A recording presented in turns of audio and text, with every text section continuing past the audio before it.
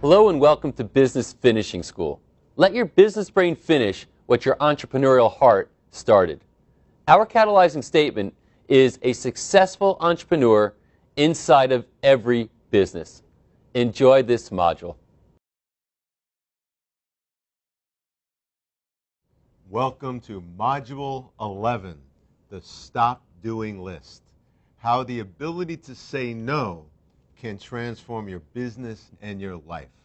It's been about a month since you heard me talk about simplicity, probability, and leverage. And I love this topic because this topic can help you leverage your future more than any other topic. When you say no, you free up your life, you free up your future to allow the things that perfectly align with where you're trying to head to come into your life. There's a book I read some time ago called The Power of a Positive No by William Ury. For those that want to get really granular on this topic, pick up that book. It's a great read. We'll summarize some of the topics he talks about here, but we'll give you so many more techniques to leverage the word no in this module. Well, I think you got to start off with the Warren Buffett quote. You heard it before, maybe even twice before at this point. But I believe that that quote sets the stage for what this entire module is about. Warren Buffett loves talking about no, but my favorite quote that he says is, the difference between successful people and extremely successful people is that extremely successful people say no to almost everything. Think about that. What does that really mean? When they're saying no to almost everything, they're only saying yes when things perfectly align.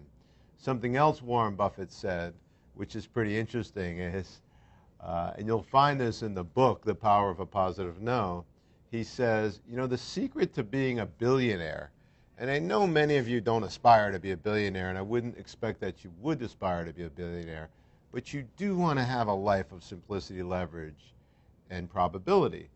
But he said, the secret to being a billionaire for me is that when I'm looking at investments, I say no, no, no, no, no, no, no, until such time that I find an investment that is perfectly aligned with my values and my rules, and then and only then do I say yes.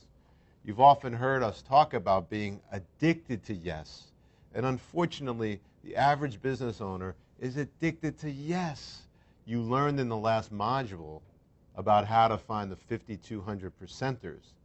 Those 5,200 percenters are the same thing. You're only saying yes to the people that perfectly align. It's the same thing here. You're only making yes decisions to those things that you want in your life that perfectly align. Now you're probably thinking to yourself, well, this is kind of like the doorman, and this is kind of like values-based decision-making, and this is kind of like rules-based decision-making. And this will help me avoid, being in the dinghy or the small sailboat as opposed to battleship. And you're right. These are principles of business and principles of life, and they're integral. They're integrated. They're all about having you be a sum total that works together and is integrated. We don't want to introduce a new module and a new module and a new module, and there's something that you bolt on and use occasionally. We want everything to work together. And you're coming up now on the beginning of the end of your first year of this program, so that you're now more integral, we hope. And as I said in the prior module, I want you to think back about how your life was 10 or 11 months ago. How different is it? And do you want to stay on this journey? Because we have year 2 and year 3 and year 4 to add to your repertoire. So I think the idea here, too, the special context for this module is the context of not just no, but a stop doing list. And that kind of takes this as, rather than a partial abstract, into the realm of action. To literally have a list of things that you're going to stop doing. And that's not necessarily a never do list. In other words, the distinction I would make is in the rules-based decision, you'll have rules of things you'll never do. Rules of things that you will do, rules of things that you won't do or should never do. We're talking about here a list that you would make to say that here's what I'm not going to do, at least not right now. And we'll bring in the concept of the parking lot where you can park ideas and some applications and structuring around this, how you might be able to do that. The problem with entrepreneurs, and I say this to you firsthand, it is one of my big challenges, is I am addicted to yes. I will spread myself thin. I do think I can make everything happen. And that's a part of what the entrepreneurial spirit is. But when you want to really break out and become somebody who's uber successful, somebody who's really stretching up there and making things happen, rather than being very, very busy and spread thin, and if you think about the concept of leverage, there's no leverage in being thin. We're now stating that you should have a structure, and you should have, here's things that you're working on, and here's your not to do or stop doing list. We're going to stop working on these right now. Some things you might say, get them off forever. It's stop doing forever. Some things you might say, we're going to park it for a while, and then go take a look at it. And you know, if you're watching these videos, if you're enrolled in this program, it means that you have an entrepreneurial spirit. It means that you're somebody who has a desire to practice business principles because you're engaged in a business. So this is something that is the nature of that type of an individual. And I am absolutely certain, based on my own experience, that the stop doing list is something that's transformative, that being addicted to yes is something that is damaging. And I think, as Rick put this once, and maybe I'll let him talk about this now, is that the idea here is that you want to start putting yourself on a no diet. So what do you mean by that? I want you to think back to last calendar year and think about the months January, February, and March.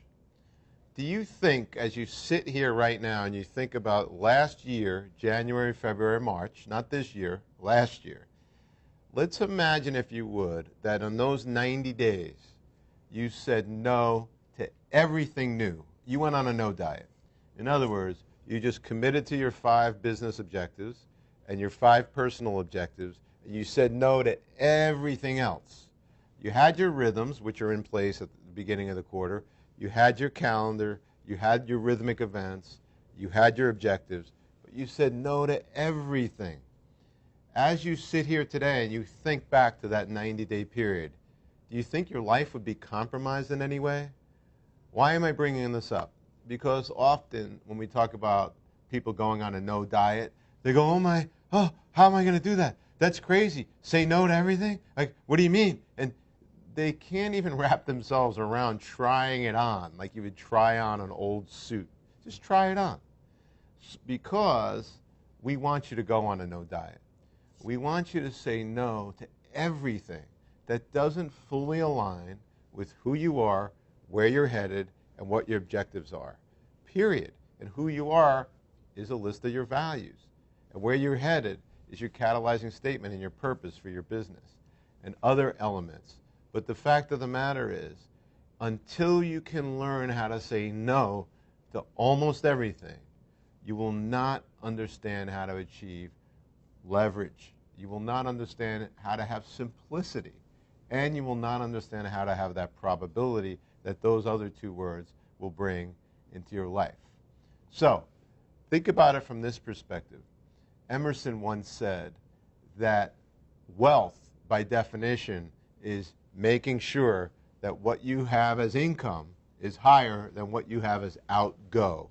So clearly, and we're going to learn more about this in the next module, but clearly in order to build wealth, your expenses have to be less than your income. So what does that mean?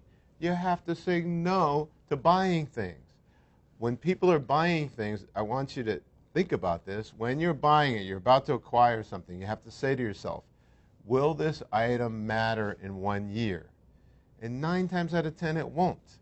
Most of the time, we buy things because we just don't know how to say no. So a no diet would also incorporate into it a spending diet. So what I want you to do in either your business or your personal list of objectives for the next quarter that you're about to embark on is, I will be on a no diet. And define what that no diet is. So we're talking about something that is going to show up in the applications.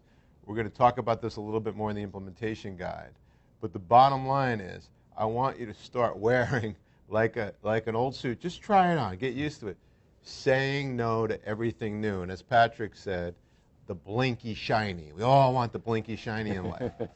And is life really about the blinky shiny? Or is life really about finding your purpose, living your purpose, and having your purpose manifest in the world? I often say that the real reason your business exists is so that you could have a vehicle to manifest your purpose in the world. Nowhere in that is you have to buy the latest and greatest, you have to make decisions like a crazy person. It's all about manifesting your purpose in the world. Think about that. Well, also, one of the things I've noticed is that it creates anxiety in your employees when you're saying yes to everything. Because they're the ones, many times, that you say yes, something gets pushed down to them, and it's adding to their plate, their stress, their workload, making their performance more difficult. So I think that it's important that you understand that this doesn't just help you, but when you start to become a person that can say no to a lot of things that come along, you also say yes to the right things when you finally do say yes, and it makes your employees feel better about the fact that they're not worried about their crazy boss or the crazy business owner, the crazy entrepreneur who's going to go out there and try to grab every chance opportunity, chase every shiny penny that they can. And I mean, I have to tell you, and I'm sure you're very much like this, if you've got a business, and you've got people who want to sell products through that business. You've got a list, you've got contact with people maybe on a face-to-face basis, etc. So what's going to happen? Well, you got people coming and saying, hey, I've got this thing. I think it would be great in your business. Can you sell this? Or can you market this to your list? Or any number of things. I mean, it happened to me just recently as far as a product. Somebody said, hey, I designed this really cool product. I think that it would sell very well through your centers. So one of my businesses is I have wellness centers. I have about 300 wellness centers out there. And I've got people pretty much knocking on my door with good ideas every single day saying, here's a product that your centers could sell. And I'd look at it and say, yeah, it's a very good product. Thank you. We're not going to do it. I'm not looking for new products right now.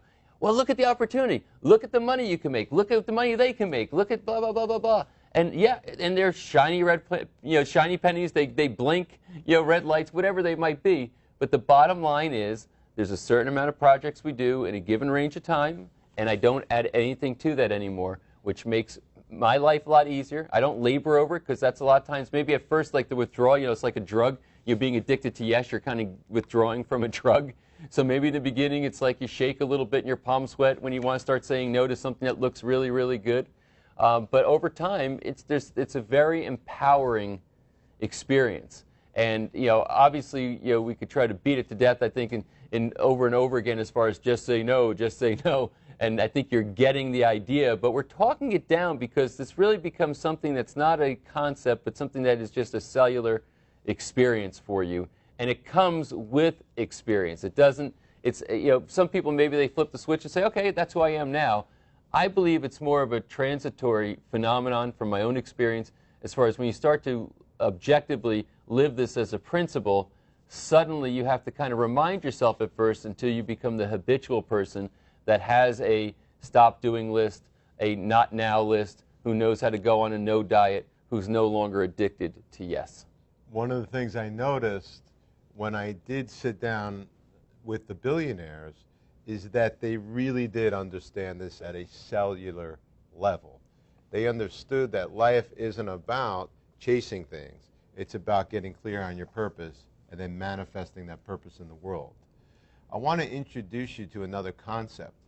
And one of the things that you have the benefit of is Patrick and I, in our travels, we come across a lot of things. We've made a lot of mistakes. We've learned. We've created programs. And we want to be sort of a research department for you so you don't have to make those mistakes. And one of the things I want to share with you is what I learned again from Warren Buffett, which we want to impart to you. And that is this theory of a punch card. Imagine, if you will, a bagel shop punch card. And every time you walk in and you get a bagel or a coffee, the clerk behind the counter punches your card. And when you get 10 punches on your card, you get a free coffee or you get a dozen donuts or whatever this particular bagel shop gives you for free. It's right on the card. It says, after 10 punches, you get a free X. What Warren Buffett says, and this is incredible, he says, in life, we have about 10 really important decisions that we have to make. But what happens is people make hundreds of decisions.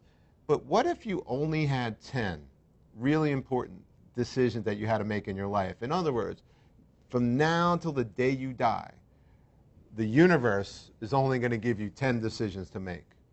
Wouldn't you be really careful that the decisions you make are critical decisions? So you don't have to make a decision every day. You just worry about making 10 decisions.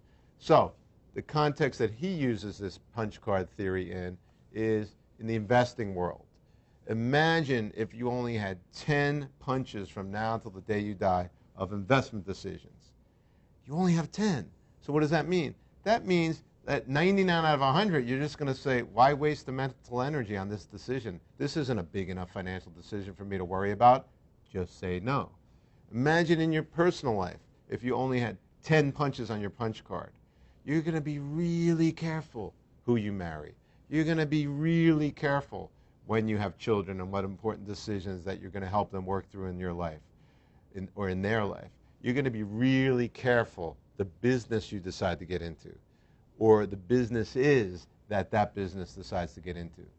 So when you think about your life from the context of you've only got a finite list of important decisions to make, how careful will you be when it comes to decision-making time? And what we're trying to say is you don't want to say yes. You really have 10 yeses on your punch card. So I hope I'm being clear. I hope the analogy plays true for you. And I hope that you will try on taking a vacation from the word yes. Think about that. Think about that. You will not allow your life to fully play out according to your purpose until you first learn to say no to everything that does not align. So one of the things that both Patrick and I did was we said yes to creating these modules. Why did we want to say yes to creating these modules? Because they perfectly aligned with our purpose and our business objectives and the reason that our businesses exist in the world. Well, let me be clear about this. You might be sitting out there right now saying, well, I said yes to this program. Of course you did. You're here, you're watching it, you said yes to it. But what I want you to understand, and I want you to interpret this properly, nobody says no to everything, but the reality is you get in the habit of saying no, so you're only saying yes to the right things. We said yes to this business project. This is a substantial business project for both of us who already have businesses, who are very busy. I mean, I travel over 150,000 miles a year myself, lecturing and doing all kinds of things, and then have my businesses. And in essence, I said yes to this. And you might say, isn't that contradictory to what we're teaching right now? And the answer is no, it's 100% aligned with everything we want you to understand. You do say yes sometimes. You just are not addicted to yes, because I can tell you this. Because I said yes to this project, I am not exaggerating when I tell you I've said no to another 20 projects.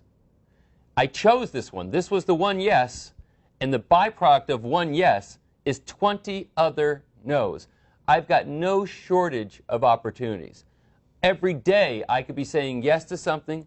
I've got ideas. Other people have ideas. They approach me with potential partnerships, etc. And the fact that there was a yes here, and it was a major commitment on our part, translated into at least 20 other no's. So because I said yes, I went on a no diet. Think about it. We brought up earlier the analogy like getting married. When you say yes to make somebody your spouse, it means you're saying no to all the other ones. So at one point in time in your life, I think you should say yes.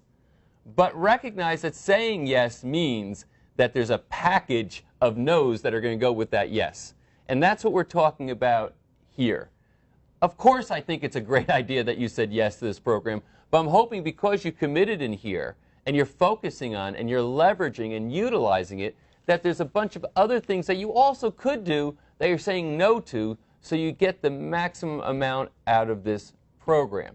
So understand that, when you try to be overly literal, and if you try to extract what we're teaching you here in this module from all the other modules in that context, or out of the proper context, I could say, you might say that this whole thing doesn't make sense to you.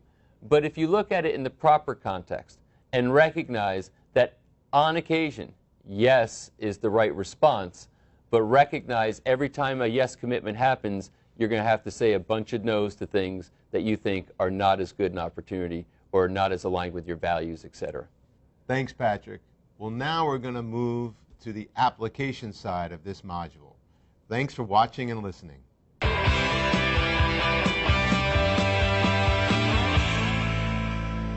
So now let's talk about some applications. And I know, Rick, you've got a list of some of these no applications. Why don't you start down the list? When you look at your business and your personal life, obviously you want to see what can you say no to so that you could say yes to the more important things in your life. Let's look at your personal life.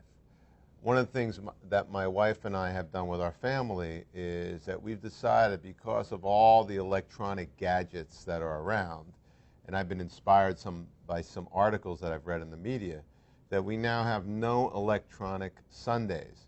So I envision the typical family. You walk in on a weekend and you've got one child on their laptop, another child with their headset on, someone else on their gadget watching a movie on a small PDA. You got dad over there reading his iPad. You got mom on the telephone. And what we've seen is that on the personal perspective, families are just not together. And I remember Ronald Reagan, he said a quote. He said, "All great things in America start at the family dinner table." So you can see, at least on a personal level, by saying no to a lot of things, you could actually say yes to important family time, like having dinner and having great conversation. My wife and I created a website called familyplacemat.com, in which we show you how to increase interaction during family dinner time. Familyplacemat.com is actually showing you, at no cost, how to create a placemat that sits in front of each person at the dinner table. It talks about values, talks about great questions you could ask, talks about values for a family or values for various things in your life. Wedding vows are there. There's also a family crest that we created. So it can give you some ideas of some things that you can say yes to as it relates to your family. But this all started with saying no to things that keeps your family apart. And one way to start by taking a small step is a no electronic day once a week.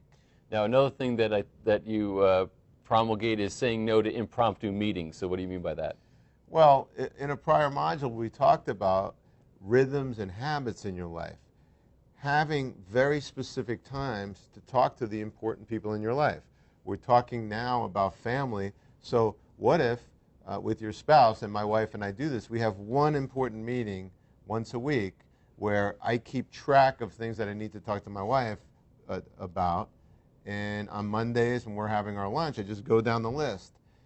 You do the same thing with the important people in your business. If you're going through an issue with your lawyer, get on a weekly meeting with that lawyer rather than impromptu calling, texting, emailing. You're carrying that energy. He or she didn't call me back. I got to get in touch with them. And that's like a random, frantic way to go through life. So instead of having all of these impromptu connections with somebody, have a set meeting. And Patrick, you and I do that with this business. We have a lot of back and forth with this business. Well, and I think that's a part of tying in. This is where rhythms and rituals allow you to say no. If you don't have rhythms and rituals, you're going to find yourself saying yes a lot more reactively to things like impromptu meetings. So if somebody says, "Oh my God, I need to talk to you about this," put it on a list, and when we meet, that's when we're going to do it. But I can't interrupt my flow of the day because of that. And I think somewhat related to this, you also talk about emails at predetermined times. Say no to email except at predetermined times. You want to talk about that? Yeah, I mean, for me, and I'm sure for you, we all get a lot of emails. And I find it interesting that people say, "Yeah, but I carry a little gadget with me." And I had a friend tell me recently that he likes having his PDA because he can answer emails on the weekends when he's walking between rooms to visit his kids. I never heard of something more absurd in my life. So you're not fully present to your kids because this gadget is getting in the way, but that's somehow a good thing. I don't get that. So wait, so one of his just say no's is to gadgets? Listen, I'm going to encourage him to say yes right now. This is still his cell phone. Can you see this? I mean, I got it. Where you couldn't find this in an antique store at this point, but he still walks around with this old. It's just to know that he practices the way he preaches. He says no to new gadgets. Look at this Dell computer. I think it was made in the year 2. Look at this thing that's sitting here. This little Dell laptop that the plug, you can't unplug it. It doesn't work. So not to bring out some of the quirky sides of Rick Sapio, but when he's telling you to just say no to gadgets, I can promise you he's doing the same. Well, I want everybody to know that I bought this phone at Jurassic Park. No, you don't know how absurd it gets. He had one that broke and went into a toilet or something. He had to go try to find another one, on eBay or something that was ancient that he could buy to replace it so that he wouldn't have a new gadget. Yeah, I was shocked to find out that my phone isn't made anymore. So thank God for eBay. Yeah. And I was able to get it for $30, and it transferred everything all over. the stuff. He said nothing had to change. He's in the same rhythms and habits with that phone. But the reality is, do we really need 250,000 downloadable applications? I mean, think about that. What is that doing to us collectively as a society? We're not connecting anymore from one human to the other. We get on planes now, and it's almost offensive to talk to the person next to you.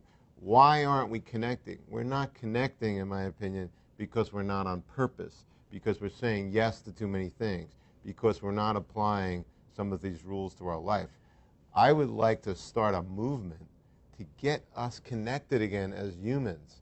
So there's some other things that I've written down that I want to share with you, some applications, but did you have one? Yeah, I think we're kind of talking about saying no to these varying things, but let's talk about maybe a practice or an application that is a way for you to organize.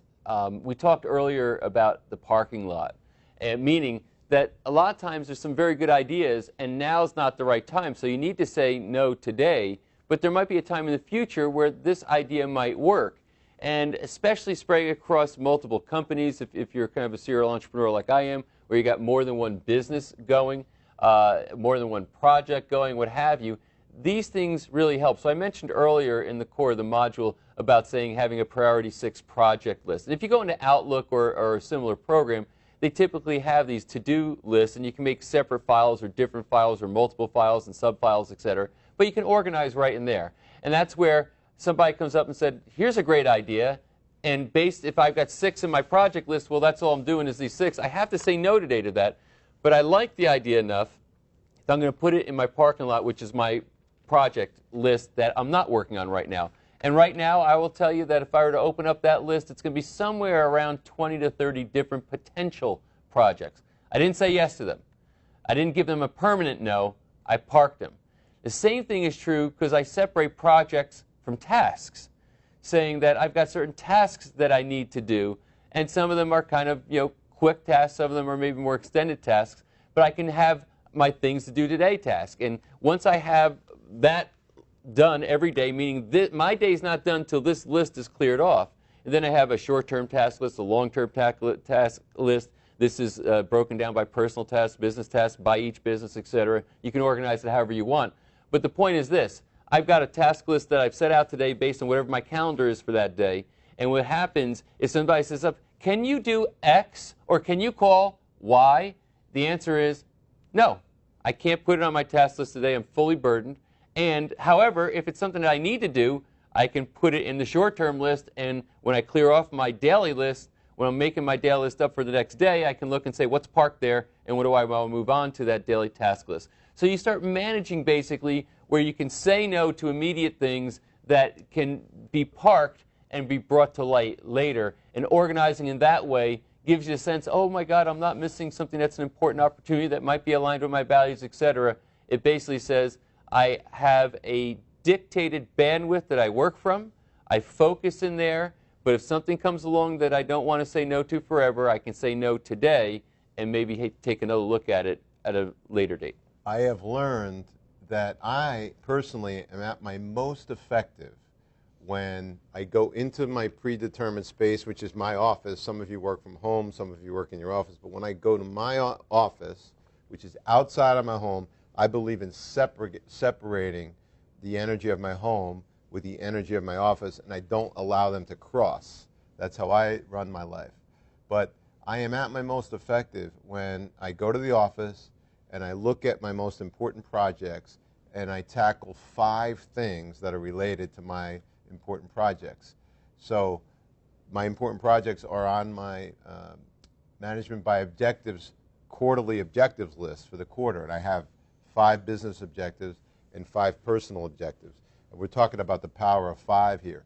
So when I am at my most effective is when I get to my office and I do 5 things that are fully aligned with my quarterly objectives, either personal or business. And I encourage you to do that. What most people do as a matter of habit is they get to the office, they start checking emails, or they're checking emails on the way to the office. That's not effective because you're already simply reacting to someone else's agenda. You want to take control and power of your calendar. Another thing that I've learned in life is the master in the art of living makes little distinction between work and play and labor and leisure. And what I mean by that is the principles that work at home will work at work and vice versa. So what my wife and I do on a periodic basis is we look at all the activities that we have, and we look at all the friends that we have in our lives, and we prune. I don't want this to sound weird to you, but a lot of times people and energies will creep into your life that are keeping you away from living a fully engaged life that's on purpose. So it's okay to prune projects and prune activities and prune relationships from your life so that you could have, renewed and positive energy toward your future. So these are some applications that Patrick and I want to share with you. If you look at the implementation guide, we've written down some other ways for you to think about this so that you can start using this in your life. The power of no. Before we close, there's one more thing I want to talk to you about, and that is the stop doing list. We've talked around it, we've talked into it. There's an exercise that I want you to go through that will literally create that stop doing list for you. And the way the exercise works is this. Take out a sheet of paper, number 1 through 25 on that sheet of paper. Then look at your business and personal objectives. For us, we do 5 and 5 on a quarterly basis, 10 and 10 on an annual basis. If you're not sure, you don't have that kind of a list yet, which you should by now because you've done Management by Objectives, or if you have a list of your most important projects that you're working on right now, but have those out in front of you, whatever that list is. And now write down the 25 most important things that you need to be doing at this moment in time. What's the 25 most important things that you need to be doing, the 25 most important actions that you need to be taking right now? Go through that, and it might take you a little while, but once the dam kind of breaks, you might write down like 3 or 4, and all of a sudden the dam is going to break, and it's going to be like boom, boom, boom, boom, boom, and you'll get 25. And then you'll say, God, it could have been more than 25. But get the 25 most important ones. It could be 100. Now that you've identified those 25 most important things, I want you to go in and then identify the top 5. So out of those 25 things that you know are ultimately important, more important than anything else you could think of, identify the top 5 things in that list and literally circle them. 1, 2, 3, 4, 5. Just put a circle around those 5. So you have 5 circles on the sheet. And once you've circled those 5 things, the other 20, that is now your stop doing list. You create it in that way because there's always going to be the important things to do, and you got to do all these things. Identify the top 5, and now you've got what's remaining, a stop doing list. So download that implementation guide, go through the exercises, put this principle to work in your life, and not only is it going to build a better business for you, but it's going to reduce stress in an extraordinary way and make things a lot more fun.